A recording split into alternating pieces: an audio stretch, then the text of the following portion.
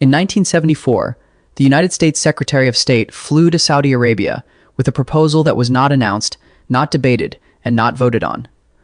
The deal was straightforward, as deals between superpowers tend to be. Saudi Arabia would price its oil exclusively in US dollars. In exchange, the United States would provide military protection and preferential access to American weapons and technology. The agreement was classified. It stayed classified for decades, and when it was finally revealed through a Freedom of Information request in 2016, most people shrugged, because by then the consequences had been baked so deeply into the global economy that they were invisible. The way the air is invisible, you don't think about it until it is gone. That agreement, and the broader system it anchored, is what economists call the petrodollar system. And it is the reason America has been able to spend roughly $2 trillion more per year than it collects in taxes for 4 straight decades without the kind of currency collapse that ends governments. Here's the mechanism, because once you understand it, the last 50 years of American economic history start to look less like prosperity and more like a very long line of credit the world has been quietly reconsidering. Oil is the most traded commodity on Earth, and from 1974 onward, its price has been denominated in US dollars. Which means every country that needs oil needs dollars first. Japan, Germany, South Korea, China, India, Brazil, every major economy on the planet needs a constant supply of US dollars just to keep its factories running and its lights on. And to maintain that supply, central banks around the world hold dollars in reserve, buy us treasury bonds, and continuously recycle their export earnings back into American assets. This creates a permanent, structural, global demand for the dollar that has nothing to do with American fiscal discipline or economic performance. It is demand engineered by a secret agreement made between two governments in 1974, extended through informal arrangements with the broader OPEC bloc, and maintained for half a century through military presence and geopolitical leverage. The benefits to the United States have been enormous and mostly invisible. Because when global demand for dollars is structurally elevated, the dollar stays stronger than it would otherwise be. US interest rates stay lower than they would otherwise be. And the United States government can borrow cheaply, almost without limit, in its own currency, from a world that has no choice but to hold it. A French finance minister gave this arrangement a name in the 1960s. He called it the exorbitant privilege, and he said it with contempt. And the privilege is real. American mortgages are cheaper because of it. American car loans are cheaper. American credit cards charge less. The standard of living of the average American consumer has been quietly subsidized by the dollar's reserve status for 50 years, in ways that never appear on any invoice, and almost never get mentioned in any conversation about the economy. Here's where the history gets uncomfortable, because the petrodollar system was built on two assumptions that are both actively deteriorating right now. The first assumption was that Saudi Arabia and the OPEC bloc would exclusively price oil in dollars indefinitely. The second was that the United States would remain the dominant global power, making the security guarantee behind the deal credible enough that no major oil producer would risk defecting from the arrangement. Both of those assumptions started cracking around 2022. In March 2022, the Wall Street Journal reported that Saudi Arabia was in active discussions with China about pricing some oil sales in yuan. Not all sales, not a majority. Some sales. The headline was treated as a curiosity and largely forgotten by the following week. It should not have been forgotten, because Saudi Arabia pricing, even a fraction of its oil in yuan, is not a technical adjustment. It is a signal. It is the country that anchored the entire dollar oil system for 50 years, publicly announcing that it is exploring what comes next.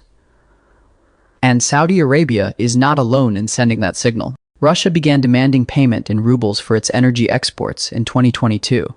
The BRICS bloc, Brazil, Russia, India, China, and South Africa, has been holding formal discussions about a shared reserve currency or a commodity-backed settlement mechanism since at least 2023. And in 2023, Saudi Arabia joined the BRICS expansion as a formal partner. The country that made the petrodollar system also just joined the coalition most openly interested in replacing it. That is not a coincidence. That is a positioning move, and central banks globally have been voting with their reserves. Gold purchases by central banks hit a 60-year high in 2022 and broke that record again in 2023, as institutions quietly reduced their dollar holdings and moved into an asset that depends on no government's credibility. This is not panic. It is preemptive portfolio management by the world's largest financial institutions, quietly updating their assumptions about which currency will matter most in 20 years. Here is the number that puts all of this in context. In 2000, approximately 70% of global foreign exchange reserves were held in US dollars. By 2024, that share had fallen to approximately 58%, a 12 percentage point drop over 24 years. That is not a collapse. It is a drift, slow, steady, almost imperceptible in any given year, and potentially catastrophic in aggregate, if the trajectory holds for another 2 decades.